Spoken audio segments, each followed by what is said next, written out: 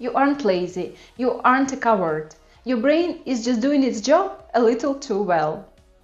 See, your brain has a safety-first policy. Thousands of years ago, the unknown meant a predator in the bushes. Today, the unknown is applying for a university or starting a YouTube channel. Your brain can't tell the difference between a lion and a job. So it triggers fear to keep you in your comfort zone. But here is the glitch. Nothing ever grows in the comfort zone. If you stay safe, you stay the same. The biggest monster is the fear of the unknown. When you don't have a plan, your brain fills that empty space with horror stories. What if I fail? What if they laugh at me? Because those questions are vague, your brain treats them as fatal. We have to stop the guessing game. Grab a pen. Finish this sentence 5 times. I'm afraid that. Don't be general, be painfully specific. Are you afraid of your parents' judgment? Or are you afraid of losing money? Write it down. In part 2, we are going to turn those monsters into a to-do list. Now that you've named your fears from part 1, we are going to play defense. Most people try to ignore fears, but that just make it louder. Instead, look your fears in the eyes and ask, how can I reduce this risk? This shifts you from a victim of a fear to a strategist of your life. Let's look at your list. Afraid you're underqualified for that dream job? Don't just worry. Ask, what one skill can I learn in 30 days to close the gap? Afraid of being rejected by university? Don't just pray. Ask, how many other programs can I apply to so that one no doesn't ruin my future?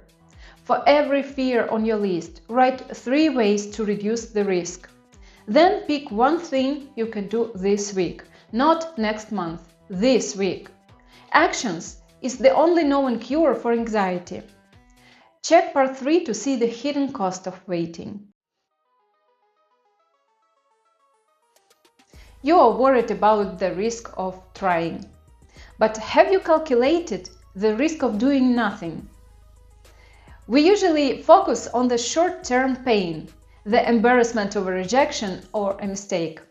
But there is a much bigger, quieter pain, long-term regret. Imagine yourself 1 year from today. If you keep waiting until you're ready, you'll be in the exact same spot with the exact same doubts, just 1 year older.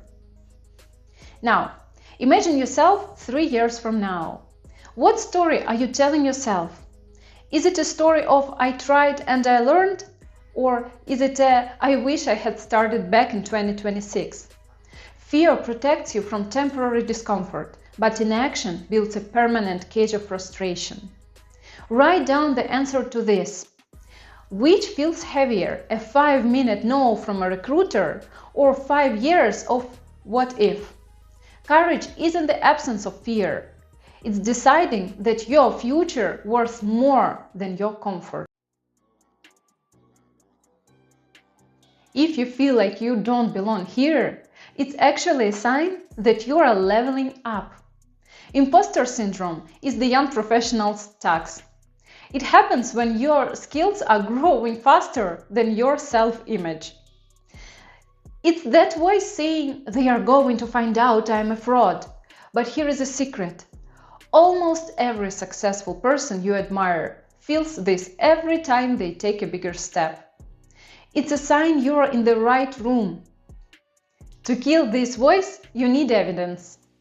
Your brain is biased toward noticing your mistakes.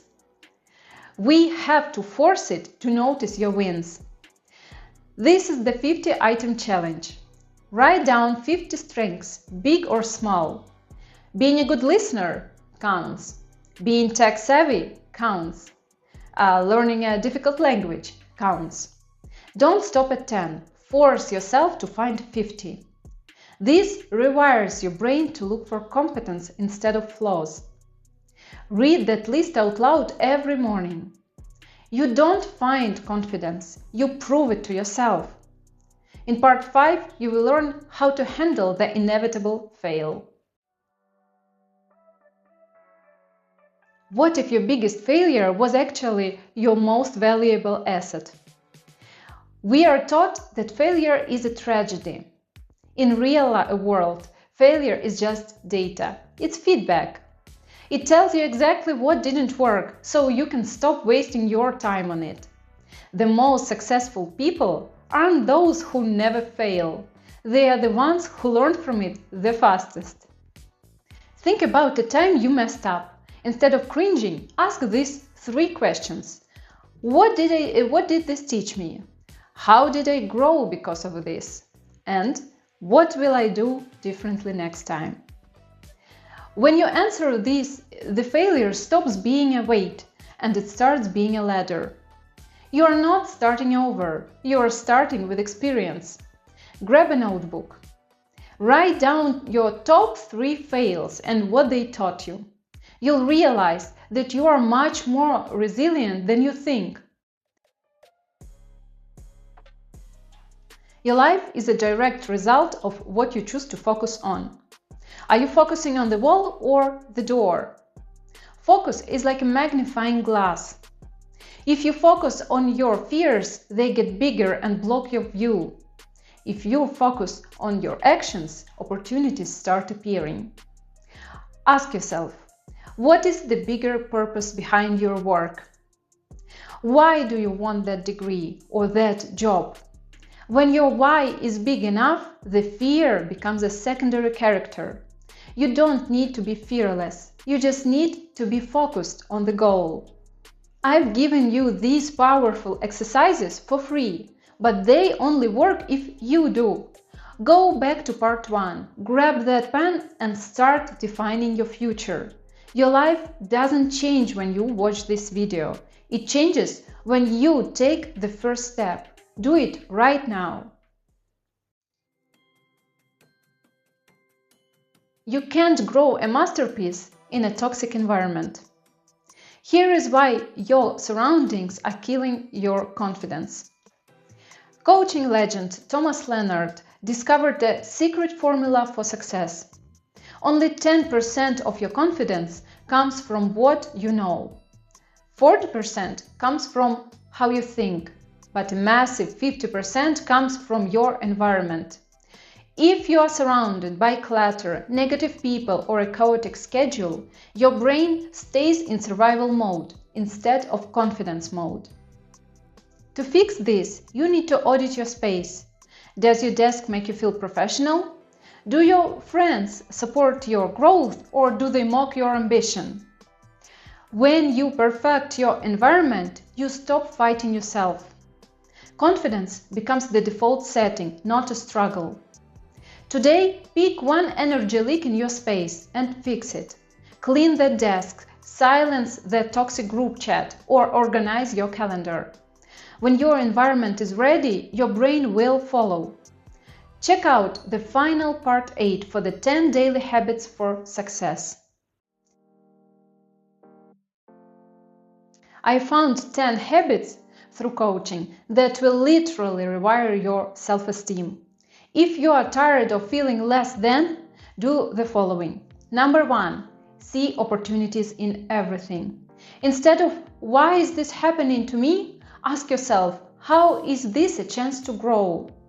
Take action now. Confidence is built in the doing. Stop waiting for the perfect time to start that project or apply for that job. Number 3, handle obstacles fast. Don't let a bad grade or a rejection sit and rot. Fix what you can, learn and move on immediately. Number 4, celebrate every win. Did you finish a difficult assignment? Did you go to the gym? Give yourself a credit. Small wins build big confidence. Number 5, be fully present. Stop worrying about what people said yesterday or might say tomorrow. Be here 100%. Number 6, ask for help. Strong people don't do it alone. Asking for a mentor or a tutor isn't a weakness, it's a strategy. Number 7, learn to say no. You don't have to go to every party or please everyone. Protecting your time is the ultimate form of self-respect. Number 8. Be honest with yourself. Admit your mistakes without shaming yourself. True confidence is built on the truth, not a fake perfect image. Number 9. Change your self-talk. Stop saying, "I'm a failure." Start saying, "I'm someone who is learning to succeed." Number 10. Treat others with kindness. Confidence isn't about being better than people. It's about being secure enough to lift others up. Which one of these do you need the most right now? Pick one and commit to it for 7 days. Your future self will definitely thank you. And watch the whole series to get the best results.